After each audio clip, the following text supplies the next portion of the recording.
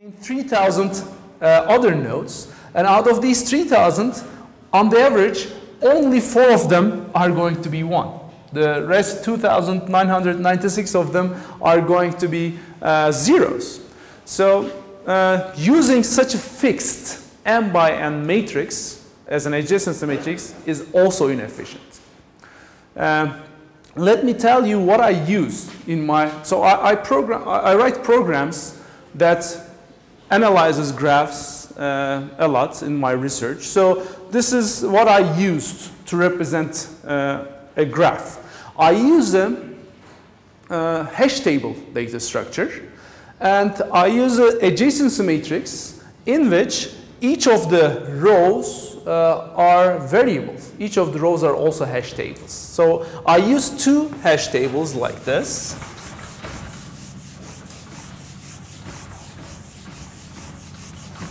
I'm going to be using Java terms. I mean, in Java language, I'm going to tell you how I do it.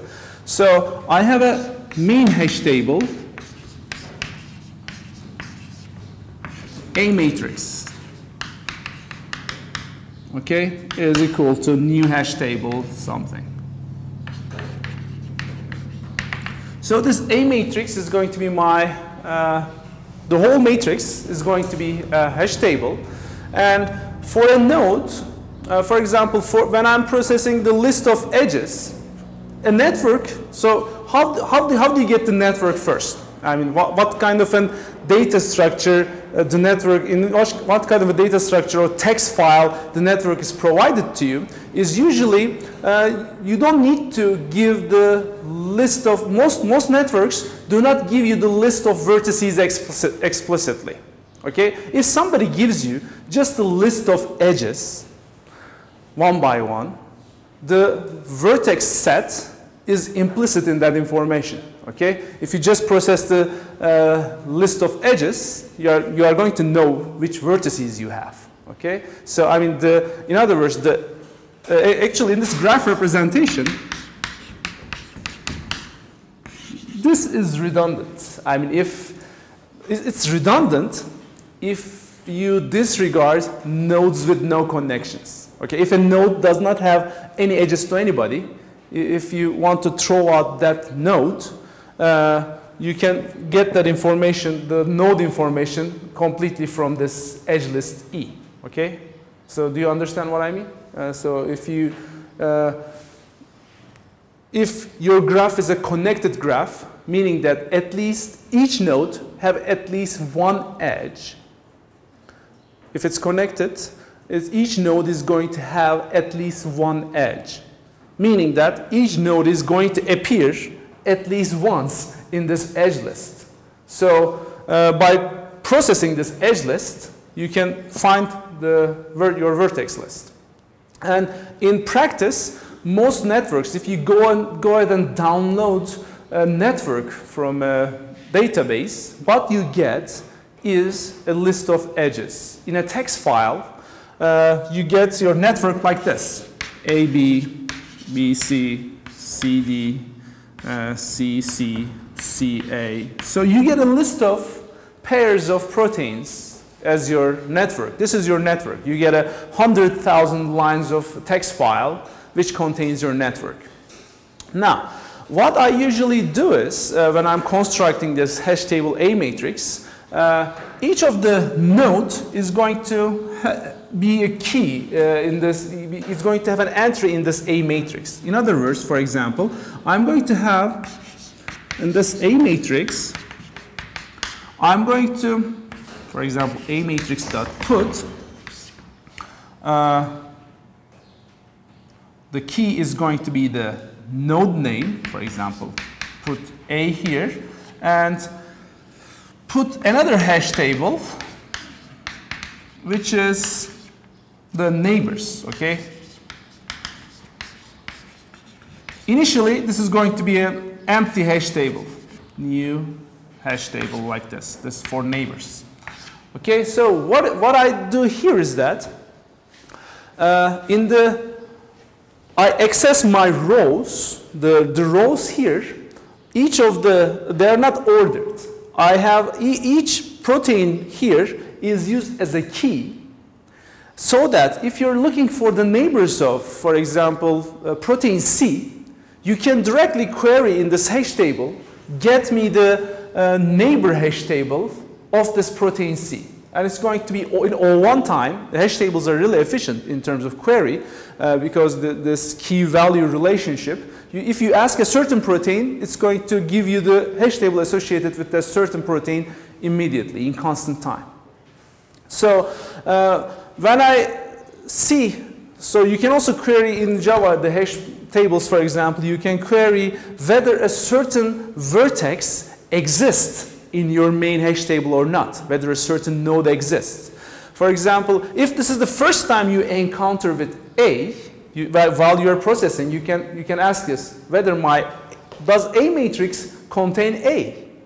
If it doesn't contain A, this is the first time you encounter A. So you create a new entry for A and add this edge, which is this neighbor list is going to be another hash table which contains all the neighbors in it separately. I mean, it's going to be because it's another hash table. So it's my adjacency matrix representation is a hash table of hash tables values. So therefore, what you can do is you can make queries like this. Whether is D a neighbor of A?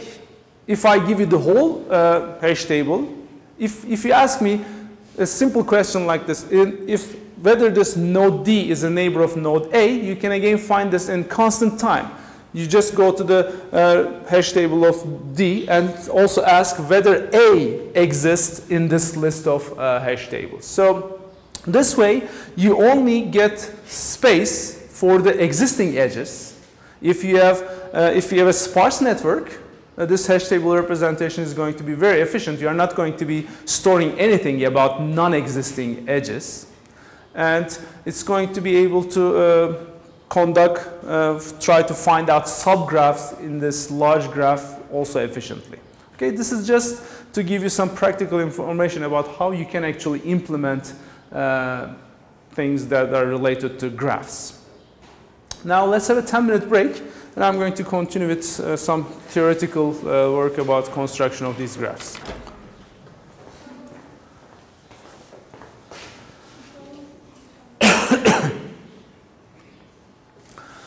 So the biological networks we are going to consider, I said they can be sometimes undirected, like protein-protein interactions, but they can also be directed, like gene regulatory networks. A certain protein may affect the expression of another protein. In that case, there is a direction, a semantic direction in that genetic regulatory interaction. There are usually several different kinds of types of protein interactions. There may be metabolic or signaling pathways or morphogenic pathways in which groups of proteins participate in the same cellular function during a developmental process, or structural complexes or molecular machines in which numerous proteins are brought together. They physically interact with each other and act as subunits of a larger structure. So I'm going to quickly show some examples. So these are some signaling pathway examples. This is the cellular membrane here. For example, what we have here is tyrosine kinase, the receptor tyrosine kinase. It can sense these and then interacting with these in sequence, in a cascade, it can propagate this information, this signal to the nucleus. And we can have, I'm going to skip this one and just show how a structural complex, a molecular machine may look like. This is the molecule called ATPase. And as you can see, all these colors are separate protein chains. So these different proteins, you may consider different protein sequences. Their structures interact with each other physically. They come together and build this larger molecular complex. And this one can only function when all these subunits are present. So this is a physical interaction. And there are some experimental techniques. Some of them are low throughput, some of them are high throughput, to detect whether two proteins, or for example, inspecting these molecular complexes and trying to identify which subunits, which individual proteins take part in these interactions. There are different experimental techniques, and usually the results of high throughput experiments, such high throughut experimental data, these are all biotechnological approaches.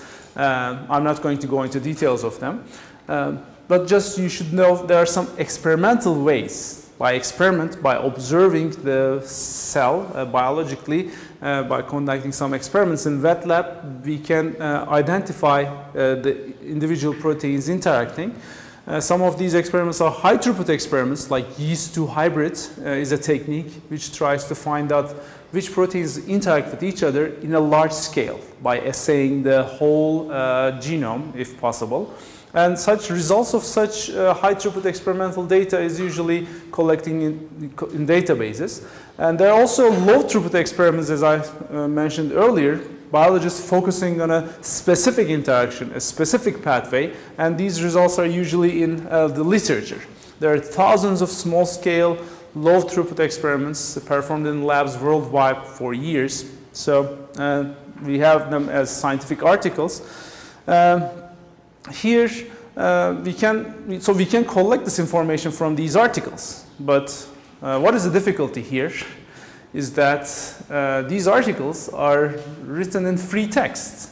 Okay, so what you need is lots of people to read these articles for you and extract these interactions. Okay, this protein is interacting with this, or you need automated techniques, usually natural language processing techniques, which can read these articles for you automatically and extract these information at the semantic level automatically for you. And this is a really big challenge. It's not an easy thing. So this is called the text mining area in bioinformatics. And there's a biocreative challenge, for example. It's a competition in which algorithms that can read, that can mine information from free text compete with each other to extract such kind of protein-protein interactions from articles. Even the first task is a difficult task to determine, if I give you an article, determining whether this article contains protein-protein interaction information or not. Okay, because first of all, how are you going to find these thousands of articles which are about these low throughput studies that you're interested in? Because there are lots of other studies as well. Not all of the biological studies are about protein-protein interactions. There are only a small subset of the real biological literature. So how can you, at the first place, find those relevant papers? It's a difficult task. After you find those papers, how do you extract particular information from those papers is also very difficult. This biocreative challenge is targeting this problem. And this problem is really, really difficult, especially, you cannot use algorithms from other areas easily. You need to have specialized algorithms specialized for this specific problem for biology. Because usually non-standard naming of genes, proteins is a big challenge. How do you, if in a free text, if you see a certain term, how do you understand that this indicates that protein, for example? There are numerous names, aliases a protein can use. And understanding natural language is different, and the accuracy and coverage of these algorithms, therefore, is of concern. And this biocreative challenges established, it's a competition. I think the Biocreative 4 was held last year, I'm not sure, but they're holding, and they're doing it each year, identifying different problems, different tasks. Everybody can compete in it. If you're interested in text mining and if you have certain algorithms in mind, for example, you can take part in this challenge.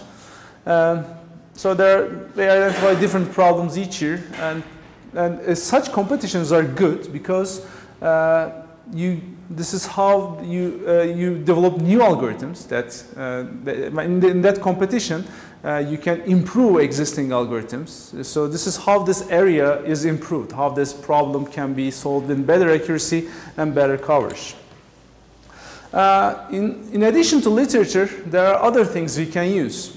If you look for papers related to protein-protein interaction prediction, for example, you are going to find a lot of papers trying to predict whether two proteins are interacting or not from their sequences. By just looking at their sequences, there are algorithms that claim that they can predict whether those proteins are going to interact or not.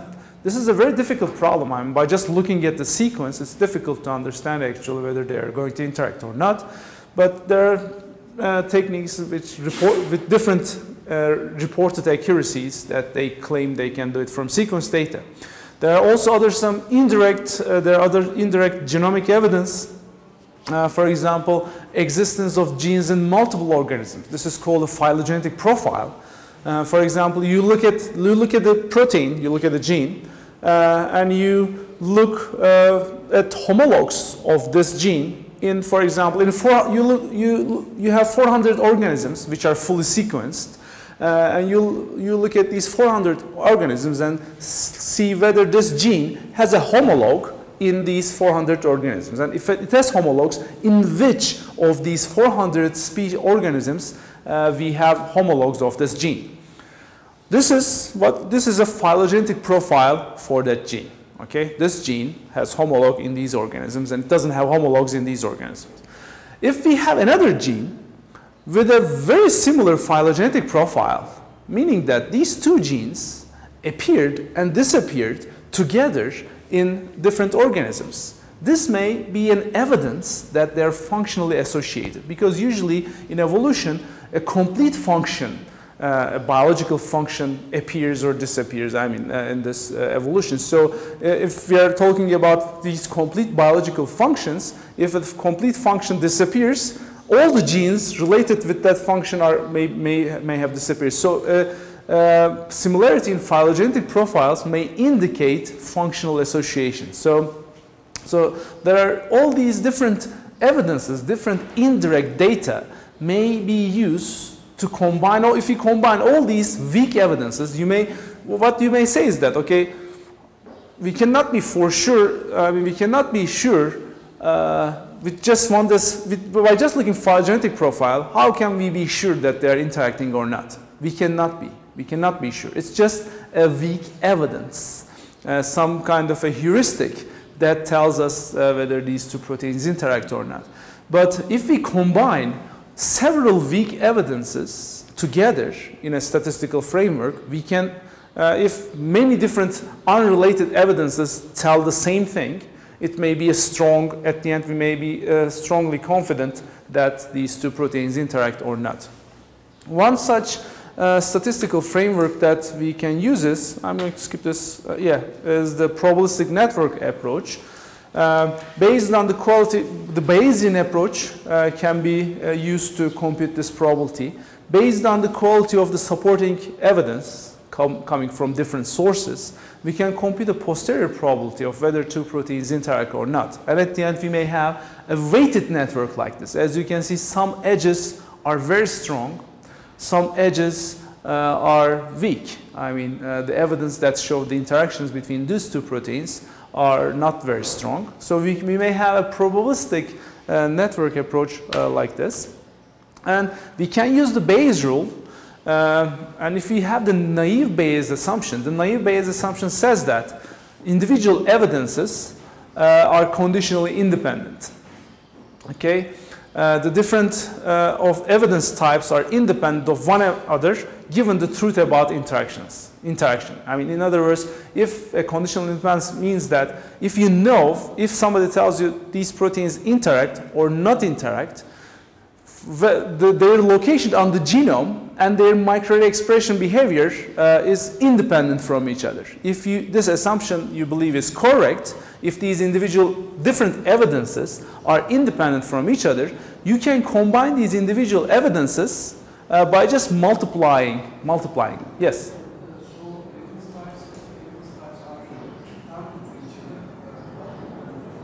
If they are dependent, that's a good question. So dependence and independence is this. It's I need to go into really probability of this. It's It's this. We have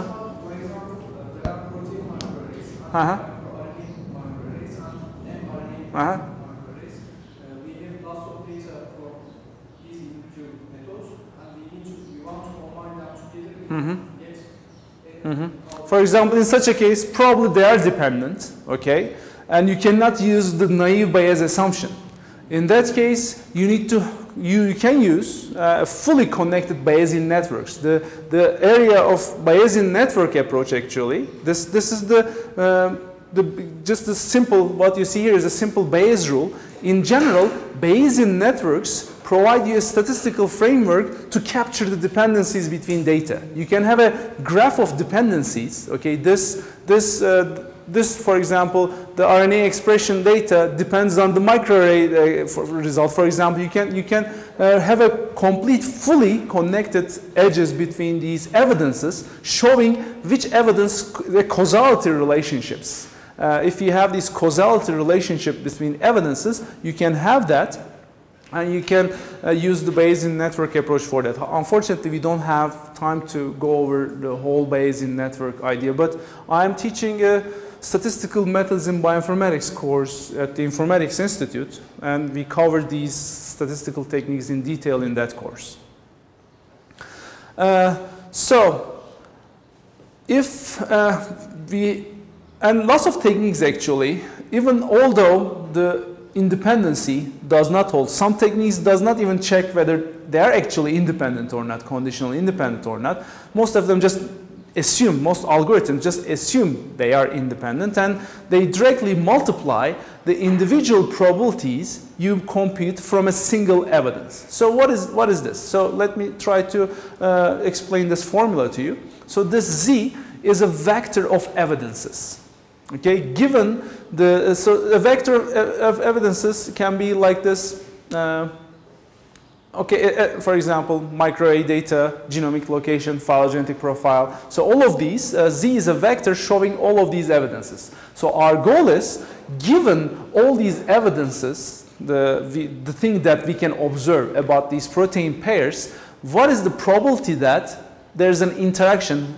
So Y equal to 1 shows an interaction. That's what it means in this formulation. What is the probability that they interact? And forget about the denominator right now. If we look at this one, what we do is we multiply the prior probability of interaction, meaning that if we didn't know anything, if we didn't have any evidence about these proteins, without looking at any data, what could you tell about their probability of interaction? This is called the prior probability. Without having any evidence, without looking at any data, what is the probability that these two interact? It's like, what is the probability that they are going to interact by chance? Okay? So it's like, you remember the sparse yeast network with 12,000 nodes, 12,000 edges? It was about 9 million edges were possible. Out of 9 million possible interactions, only those 12,000 edges were present. In other words, the prior probability of interaction is very small. If you just take 2 random nodes from the graph, if I ask you just take 2 random nodes from the graph, what is the probability that you are going to find an edge between them? It is 12,000 divided by 9 million, right? It's that small. I mean, it's like 1 in 1,000. Because if you just select 2 random nodes from that graph, the probability that you are going to have an edge between them is going to be 12,000 divided by 9 million. So this prior probability shows that. It shows that our probability of interaction without knowing any evidence is small. So we multiply it with this, and here, this in a multiplication of individual terms, what we do is, what is the probability if they were interacting, if given that they're interacting, what's the probability of this observation? Okay, the Bayesian rule, we can use this. So this is our observation. If they were interacting, what is the probability of the, for example, you observe something like you observed a Pearson correlation coefficient of 0.8. If you remember Pearson correlation coefficient, it shows how similar the behavior of two genes are in a microarray experiment, for example, their expression behavior, how similar they are. So a Pearson correlation coefficient of 8, for example, this probability shows that interacting proteins, if these proteins are interacting, what's the probability that the Pearson correlation coefficient between them is going to be 0.8? Okay, so if interacting proteins are, what you can do is to compute these probabilities, you can do, create a probability distribution looking at probability distribution like this. For interacting protein pairs, you can look at the histogram of their Pearson correlation coefficients. Okay, so in order to be able to compute this probability, we need some training data. In other words, we need to have a known set of protein interactions and a known set of protein non-interactions. So we need, in order to compute these probabilities, we need to have training data. We need to, this probability is going to come by observing real interactions and real non-interactions. In other words, if somebody gives you a set of interacting protein pairs, what you do is, for those interacting protein pairs, you look at their Pearson correlation coefficients in that microarray data. How does their Pearson correlation look like? You are probably going to see something like this. For example, maybe this is 0.8, this is 1.0. So if you, and this is the frequency or count, the frequency of protein pairs in your interacting set. And this is the Pearson correlation coefficient, and shows that many of the interactions are correlation coefficient as 0.8. If you do the same histogram, if you do the same counting for non-interacting proteins, and if you get something like this, for example, they may be something like that. It shows that the probability of them being, if they're interacting, for example, they're going to have more likely a Pearson correlation coefficient is going to be higher compared to non-interacting protein pairs. So these two probability distributions will allow you to compute probabilities like this. And these individual probabilities in naive Bayes formula, these individual probabilities that you compute from a single evidence, we just look at Pearson correlation coefficient here, right? So we can have a one-dimensional histogram here if we are looking at a single evidence. If we don't have the naive Bayes assumption, okay, if we assume that nothing is independent, if everything is dependent, what we need to do is we need to compute higher dimensional, these frequency should be computed in a higher dimensional table. It's like this. Imagine there are three evidences: Pearson correlation coefficient, phylogenetic profile, and genome location. Okay? Imagine we have these three evidences. We need to have these frequencies for each possible value of these three tuple. For example, when the Pearson correlation is 0.8 and phylogenetic profile is dissimilar and genome location are this part apart, what is the frequency of that? And we need to, so instead of a single dimensional matrix, we are going to have a three-dimensional matrix, and we are going to fill lots, as the dimensionality increase, we are going to have to fill lots of frequency values, and your training data may not be large enough to fill in all parts of this table. If you have multiple evidences, if you're filling in for example, a higher dimensional table, you will not be, your training data will not have enough counts, enough number of data to fill in those cells. So that's the difficulty in non-naive Bayes assumption. I mean, if you do not have this naive Bayes assumption, these frequencies have to be calculated in a very high dimensional table which contains all the possible cases of all these evidences. If you just consider one dimension, it becomes very easy. I mean, you just consider Pearson correlation coefficient and look at the counts. Okay, so this is like you are filling in just one row, but consider filling in a three-dimensional table, you'll have to fill many rows in that three-dimensional table.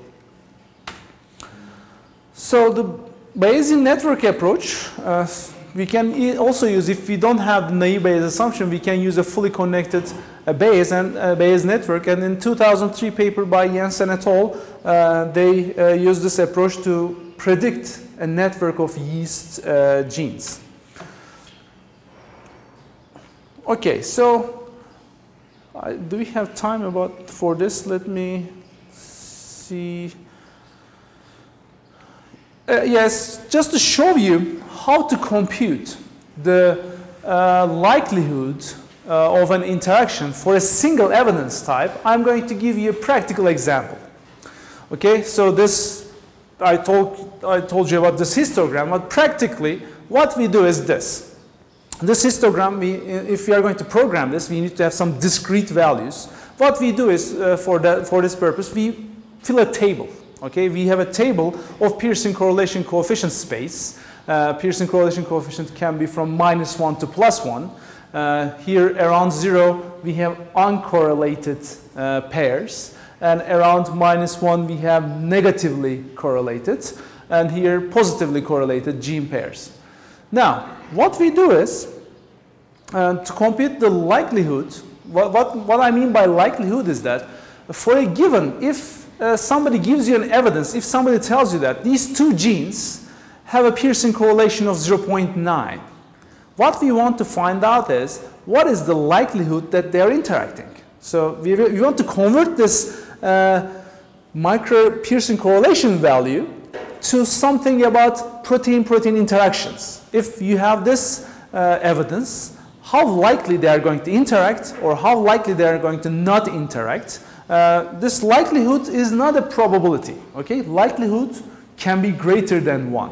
Likelihood shows how much more compared to a random pair, how much more it is, how many times more likely this pair with this score is going to interact compared to a random pair. For example, the likelihood can be 3 times more likely, or 10 to 100 times more likely. So it's not a probability, it's just a comparison to a random pair. Compared to a random pair of genes, how likely is the, how likely is the interaction? So we usually use this formula to compute the likelihood. So given the probability of interaction, the prior probability of interaction and prior probability of non-interaction is used. So given for example, if they're interacting, what is the probability of obtaining this score? And if they're not interacting, what is the probability of that score? So given a score for a pair, we can compute the likelihood of that. And here is the example. Let me see if I can zoom in this one. Okay. So here is how we fill in that table. So this is the expression correlation values. We have from 1.0 to -1.0. So these are the lower boundaries of the bins. So we divide the Pearson correlation space into bins. Okay, so from 0.9 to 1.0 is one bin. And what we have, in order to be able to compute these probabilities, as I said, we need to have some training data. We need to have known set of interacting protein pairs and known set of non-interacting protein pairs. Here, we have what we call the known set of interacting pairs is usually called positive gold standard. It's not, so we have positive gold standard, and the non-interacting pairs are usually called negative gold standard. Now, here's the data we have. This is our training data. So, as you can see, the training data, we have 7,614 protein pairs collected from some trusted databases, okay, that we know they're interacting. Okay, we have these 7,000 interacting pairs that we know. And by using an approach like by using the information about subcellular locations of proteins. If we know a protein is, one protein is in the nucleus and another protein is in the membrane, for example, they cannot interact. They are in different places. They are in different compartments in the cell. So we say that they are not interacting.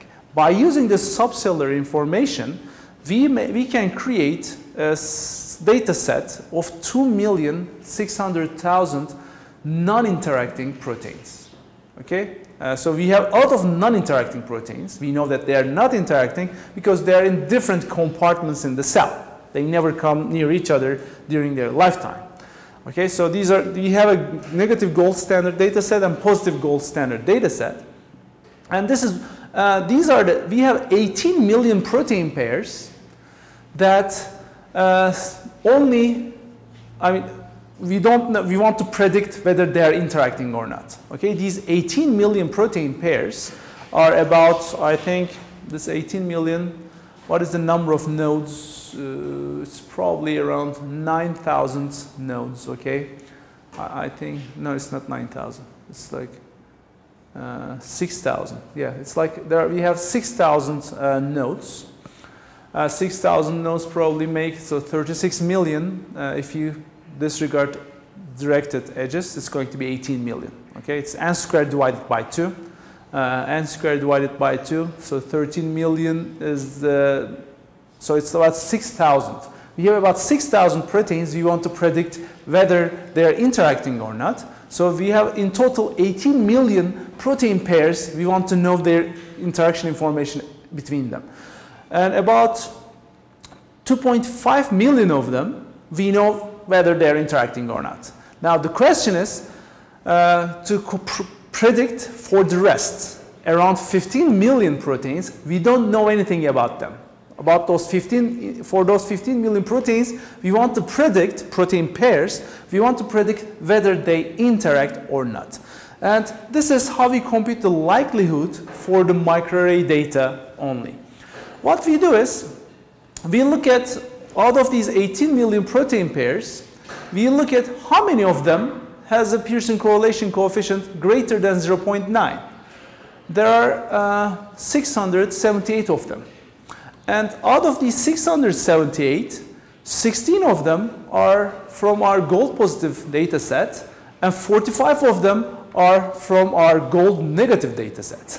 So it's like in your 600 proteins, there are more non-interacting proteins compared to interacting proteins, right? I'm 16 and 45.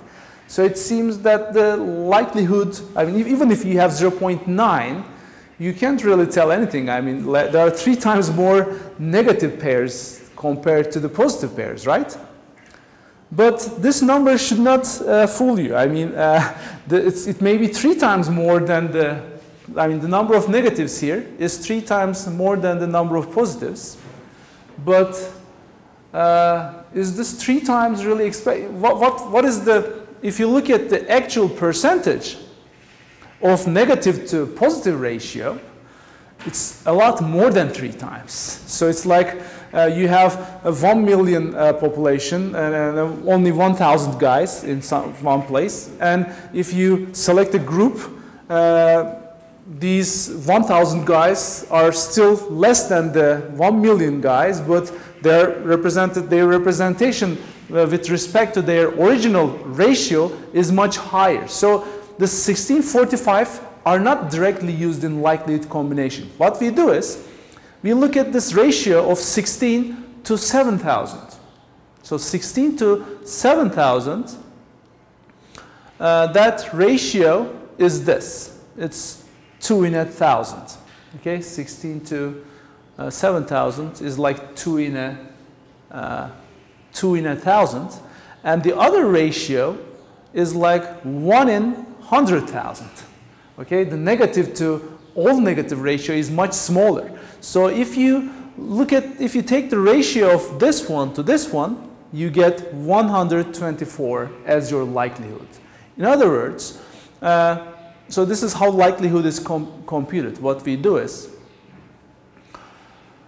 we just look at this the positives here, the 16 positives and 45 positives here, we take the ratio of the 16 to 7,000 and 45 to 2.5 million, and we then take the ratio of these two with each other, which gives us the likelihood. So this is the formula here. Okay? We first take the ratio of these two and then take the ratio of the positive to negative likelihood. At the end, it gives us a likelihood value. And as you can see, the likelihood shows us that the microarray data is actually correlates well with protein interactions. As you have higher Pearson correlation coefficient, you have a higher likelihood of interaction compared to a lower Pearson correlation coefficient. As the Pearson correlation coefficient gets low, even for the negative numbers, you have a small likelihood, as you can see. As the Pearson correlation coefficient is higher, the proteins are more likely to interact with each other. So it shows, and what happens in Bayesian, naive Bayesian approaches, likelihoods computed for individual evidences are multiplied together simply. You just simply multiply those likelihoods to get yourself an overall likelihood of interaction. This is how you combine evidences in a Bayesian network approach. So here is another likelihood computation for another data set, and we get different likelihoods. And what we do, we just multiply these different likelihoods to get ourselves the overall likelihood of interaction.